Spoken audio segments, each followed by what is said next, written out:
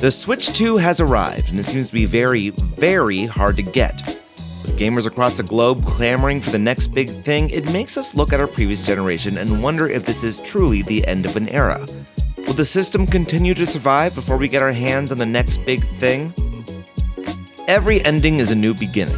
Nintendo knows this better than anyone.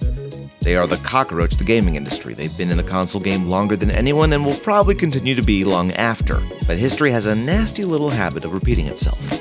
So we want to take a look back at how Nintendo has historically handled these transitions and see if we can truly suss out what it means for the Nintendo Switch. As a quick note, we will only be focusing on Nintendo consoles. Yes, the Switch is a hybrid system, and Nintendo has a long history of being in the handheld market. But with so many devices overlapping, it didn't make sense to put all of them into one list. Nintendo wasn't going to deprecate the Wii for the DS, so we're going to focus just on consoles this video. Handhelds will come soon. The icon. The legend. The reason your parents called every console that came after it a Nintendo. It's the system that single-handedly revived the gaming industry from the Atari crash. Released in 1983, the Nintendo Famicom, or Entertainment System, was given a solid 7 to 8 years before its 16-bit successor hit shelves in 1991. Despite Mode 7 being advertised to kids worldwide as the best thing since sliced bread, the NES still saw new, albeit infrequent, releases in the market, with the final games being Adventure Island 4 in Japan and Wario's Woods in Europe and North America around 94-95. The company did receive some negative attention in the press from parents who were upset that the games they bought for the first console could not be played on the newer system, a trend Nintendo hasn't always been great about. But Nintendo attempted to redirect this into a dual market strategy, offering up the NES as a low-cost alternative and even prolonging its life with the NES 101 top loader, hitting shelves at roughly $49 in 1993. Nintendo finally discontinued hardware sales of the system in 1995 in the West. Due to the release of add-ons like the Famicom Disk System, Japan was able to keep the system in stores well into 2003, a 20-year lifespan in manufacturing. You're kidding, right? If the NES was the meteor impact that changed the world, the Super Nintendo was the ripple effect that sent shockwaves through the industry, cementing the company's legacy. First released in Japan as the Super Famicom in 1990, the Super Nintendo received support well into the Nintendo 64's life cycle, including the smaller SNES Model 2 for $99 in 1997.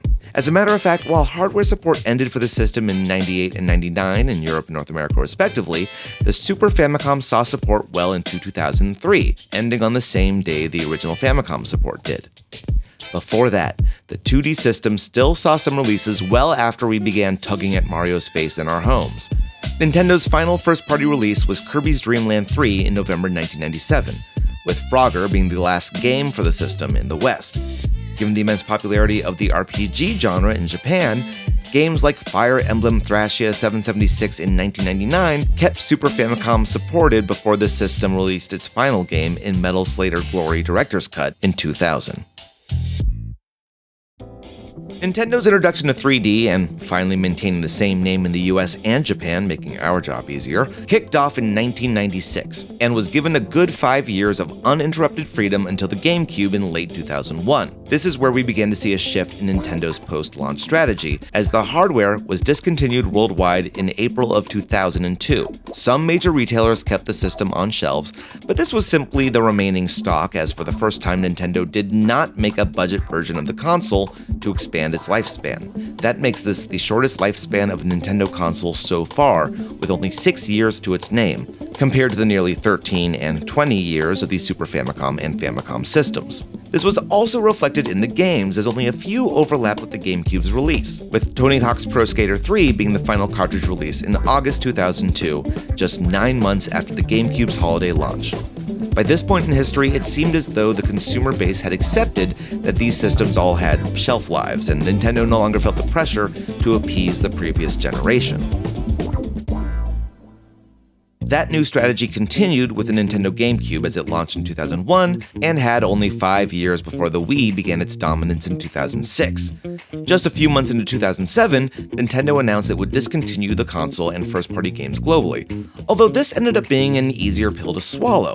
See, the Wii launched with backwards compatibility for the small yet mighty Gamecube discs, meaning a player's Gamecube library and peripherals could still get used with the next-generation system, although later hardware revisions post-2011 removed Gamecube compatibility. Game-wise, this marks the first time that Japanese releases ended before US releases.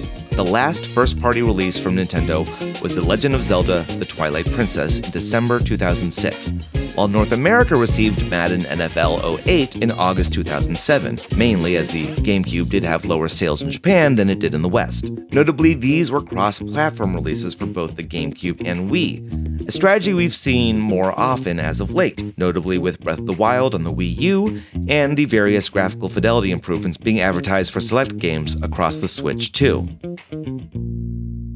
To call the Wii a success is a massive understatement.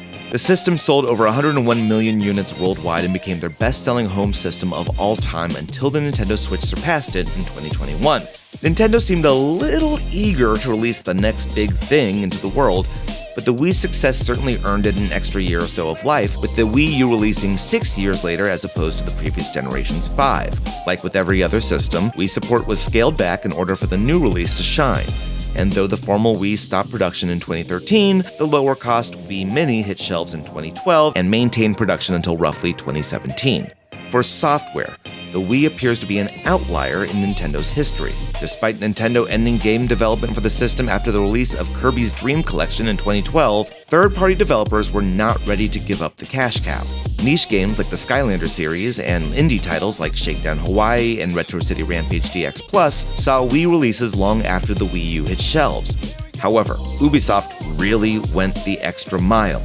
Their series Just Dance continued to release annually on both systems between 2013 and 2019, with Just Dance 2020 being released only on the Wii, meaning technically, support for the system outlived its successor. Speaking of which,